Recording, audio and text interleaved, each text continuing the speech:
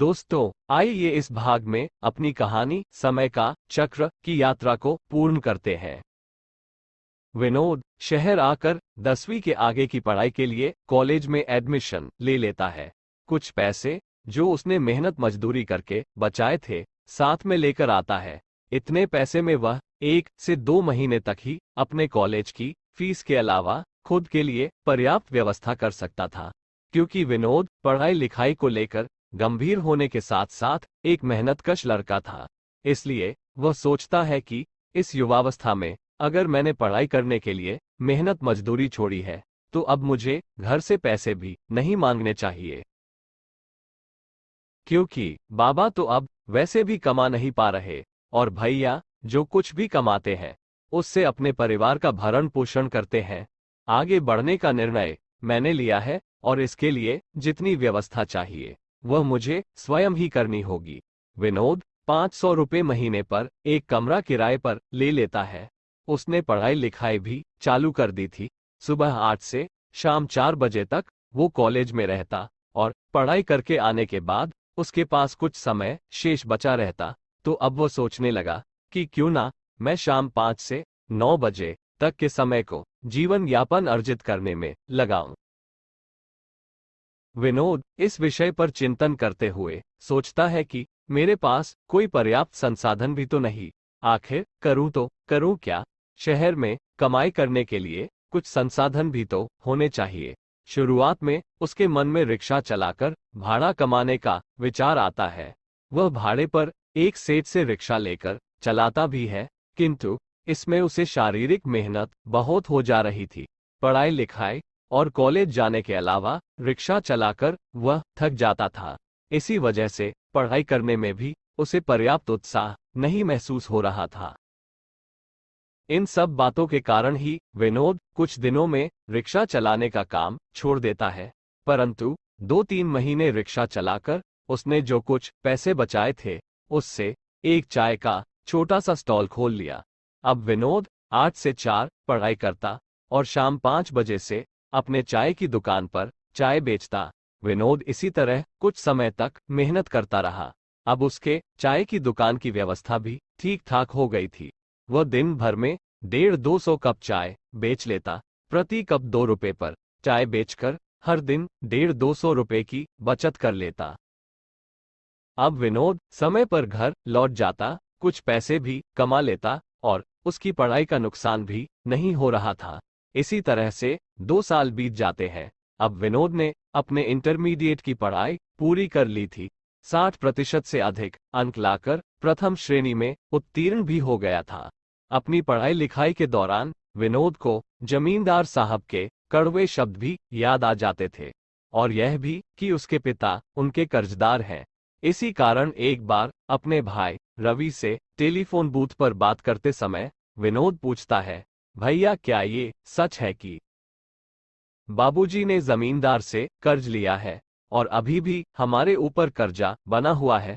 तब उसका बड़ा भाई रवि कहता है, अरे बाबू, तुम ये बड़े लोगों के दांव पेंच नहीं समझोगे। बाबूजी ने 20 साल पहले 40,000 रुपए पर सेठ जी से जमीन खरीदी थी। तब से लेकर अभी तक बाबूजी ने 2 गुने से ज्यादा पैसे भर दिए हैं।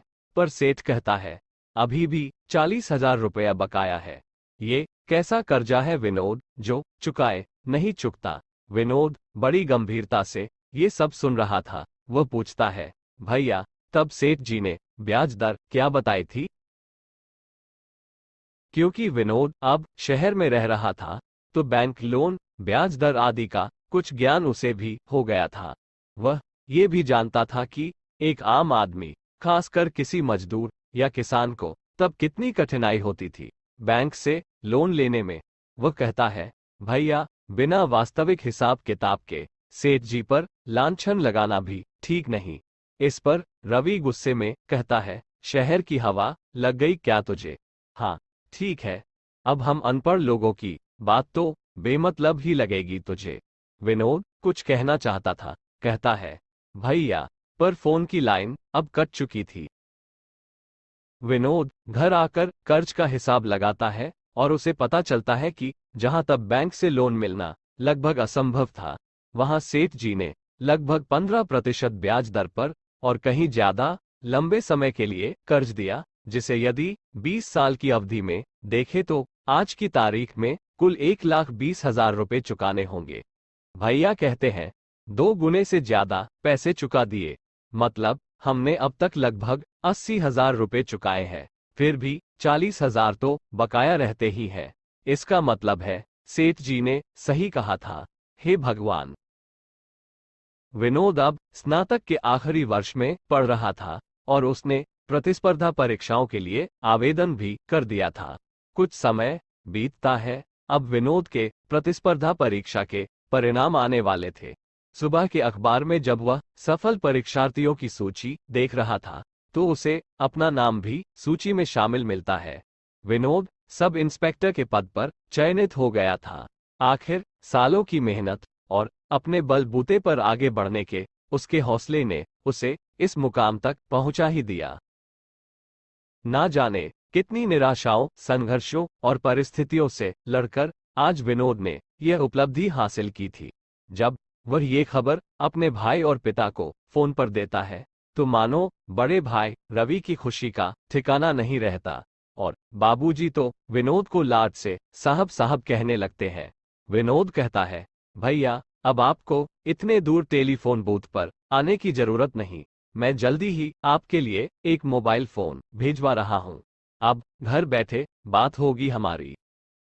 विनोद के सफलता की खबर जमींदार बाबू तक भी पहुंच गई थी और वो आज मन ही मन गर्वान्वित भी हो रहे थे, किंतु अपने दोनों बेटों की नाकामी को देख कुछ झुंझलाहट भी महसूस करते हैं। उनके लाड साहब उनके हाथ में कहाँ थे?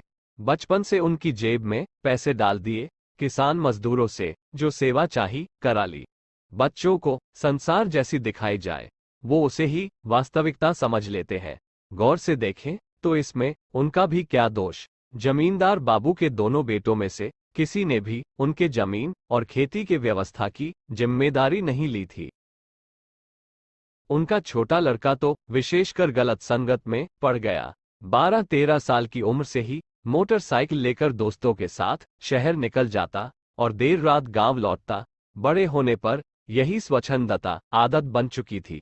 अपने बड़े बेटे का विवाह जमींदार बाबू ने धूमधाम से कर दिया था और जमीन का एक हिस्सा और उससे आने वाली आमदनी उसके अधीन कर दी थी।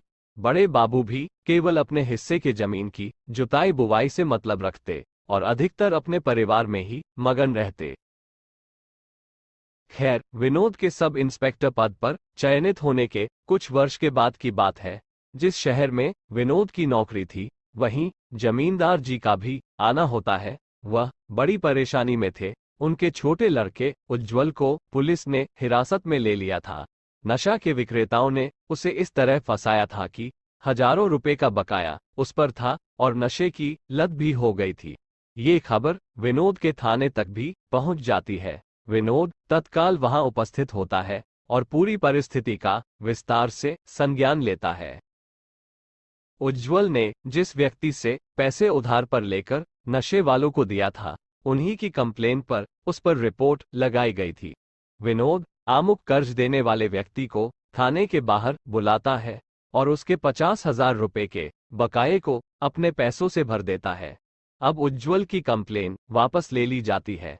विनोद अपने सहकर्मियों के सहयोग से नशा गैंग पर भी कार्यवाही करवाता है और उन पर उचित दंड के लिए पैरवी करता है। जमींदार बाबू विनोद के कार्य कौशल और न्यायप्रियता को देख गर्व महसूस कर रहे थे। उज्ज्वल इस पचड़े से मुक्त होकर अपने पिता से क्षमा मांगता है। तब जमींदार बाबू कहते हैं, मुझसे नहीं, भैया से क्षमा मांगो।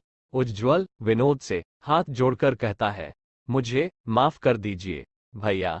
विनोद उसका हाथ पकड़ एक छोटे भाई की तरह उसे समझाते हुए कहता है, बस उज्ज्वल अब बहुत हुआ।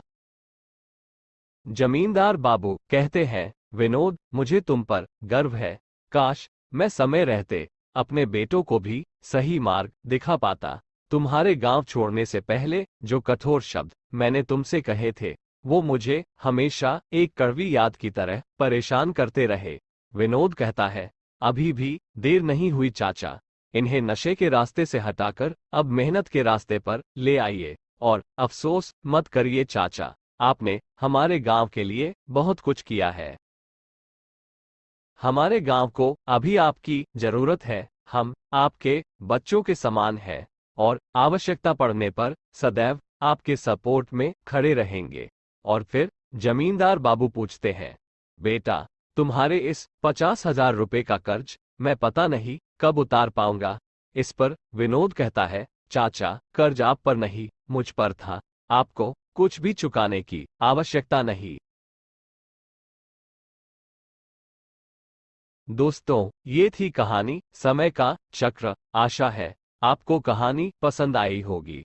और अंत में आइए ये देखते हैं इस कहानी से मिलने वाले कुछ महत्वपूर्ण सीख। उचित समय पर निर्णय लेना आवश्यक होता है। यदि सामने किसी महत्वपूर्ण व्यक्ति का विरोध हो तो भी स्वयं लिए गए निर्णय की जिम्मेदारी भी खुद उठानी चाहिए। बिना वास्तविकता जाने किसी के बारे में धारणा नहीं बनानी चाहिए। आपसी सहयोग और करुणा का महत्व छोटे मोटे मनमुटावों से कहीं अधिक होता है। भारत के गांव सदा से आपसी मेल मिलाप और एक दूसरे के सहयोग से फलते फूलते रहे हैं। आज भी हमें इस भाव की अहमियत समझनी होगी।